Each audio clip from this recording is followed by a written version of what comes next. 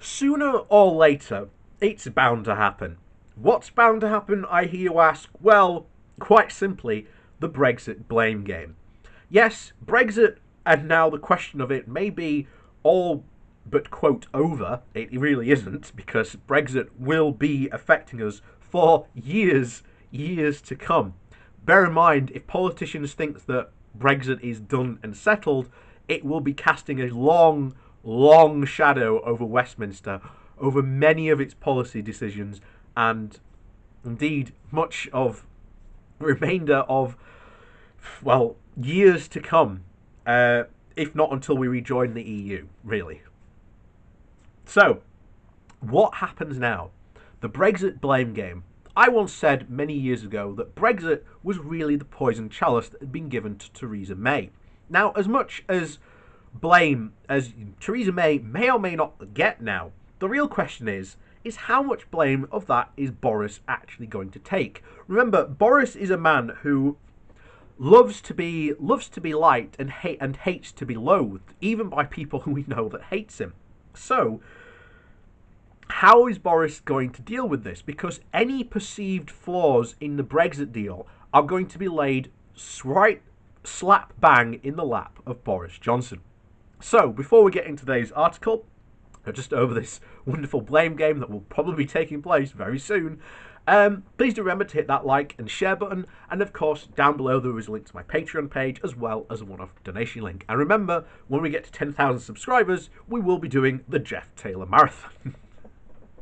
So look forward to that when we achieve that target. So on with today's article. So this comes from The Guardian, and title is "Now the Brexit blame game will play out at the door of number 10. They left it late, but a deal has been done. It will take some time to digest the details, but it is clear that the agreement reached is thin. We should not kid ourselves that this is the full and comprehensive trade deal that the country needed in order to minimise our damage caused by departure from the European Union. And January will still involve yet further disruption to our trade, and it is very regrettable that there is no implementation period. More importantly, in the longer term, the UK's diminished access to EU markets will make us a less attractive place to locate jobs and investment.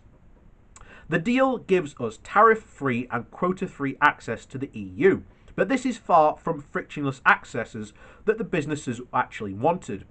Importing and exporting to the EU will become more bureaucratic.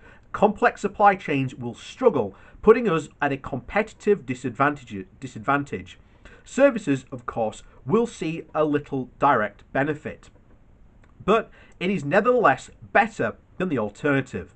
The disruption created by a no deal would have been greater than what is now proposed, but the real problem will have been the rupture in the political relationship between the UK and the EU, as both sides engage in an acrimonious blame game.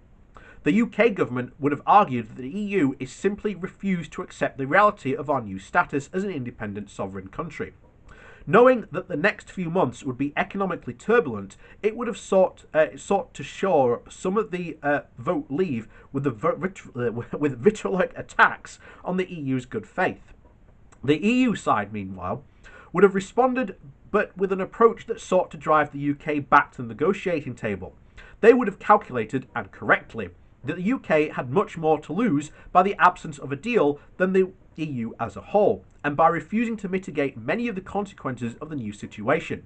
They would have anticipated, I suspect, that the UK would quickly return to the negotiating table weakened and ready to make concessions. In all likelihood, much economic harm would have been done to both sides, and political poisons would have become even more entrenched and bitter.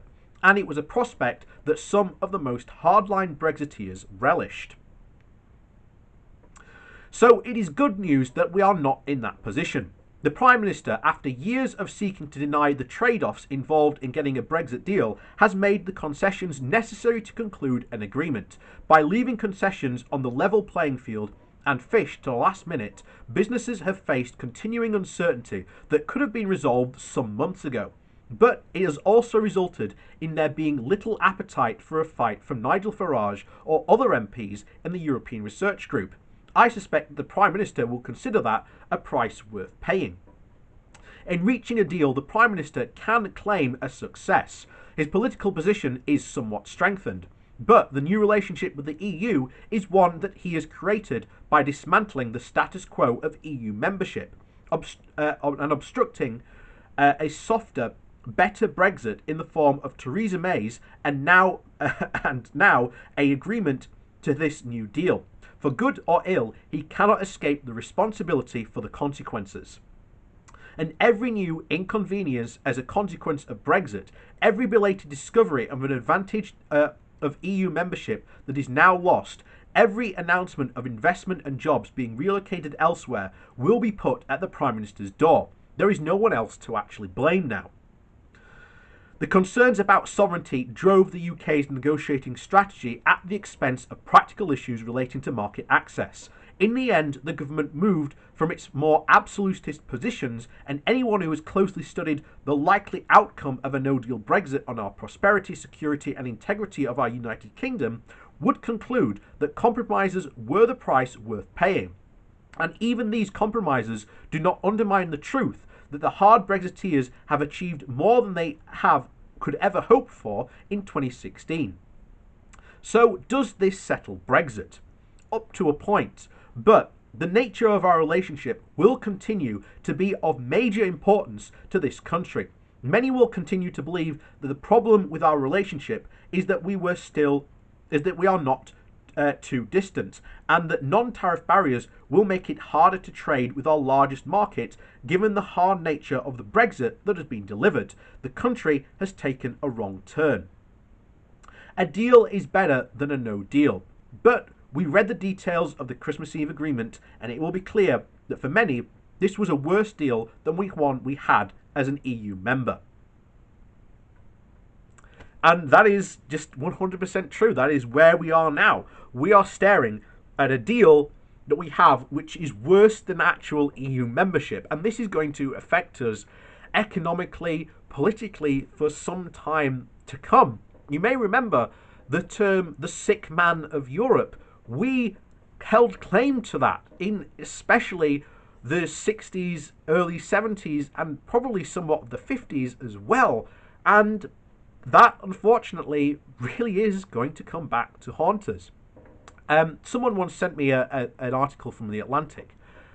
Unfortunately, I can't do it this month because, unfortunately, of how The Atlantic works with having to pay for the subscription and free articles and whatnot.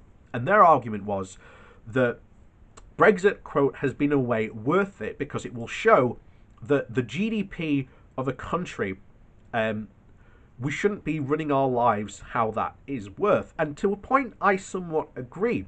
GDP should not be the end-all be-all of how we relate our country. Problem is, we are being run by the exact people who seem to think that, and who basically have grandiose ideas of how the economy should run, and damn the consequences. And if things start going wrong, well, clearly it's not our fault. Our ideas are sound. Something clearly just isn't going wrong. Something clearly isn't just going right, and it's not the idea at fault, it's something else. And so we continue to see this continuous blame game. And trust me, sooner or later, the Brexiteers are going to start to blame Boris. Not only that, but businesses are going to push, especially the Conservative Party, because that is who, the Conservative Party listen to, which will be good in the long run. It will push back in more moderates into the party that basically have this line: we need closer economic ties with the European Union. And slowly but surely, this will push the Conservative Party back to the position that they used to be in, which was primarily a very pro-European party, but with some Eurosceptics on the very, very fringe. And make sure they will start to be pushed out. Probably not next year, but trust me, sooner or later that push will start to be affected, because British businesses will start to be very, very articulating against just how much they want essentially more and more access to the European markets, and of course, that will mean following more European rules, more European regulation, and of course, that will mean having to get rid of certain factions. So, this could lead to yet another, possibly down the road, a further conservative civil war. And that will be fun to watch. So, as always, thanks for watching. Please do remember to hit that like and share button. Also, down below, there is a link to my Patreon page as well as a one-off donation link. And thanks for watching, and we'll see you all next time.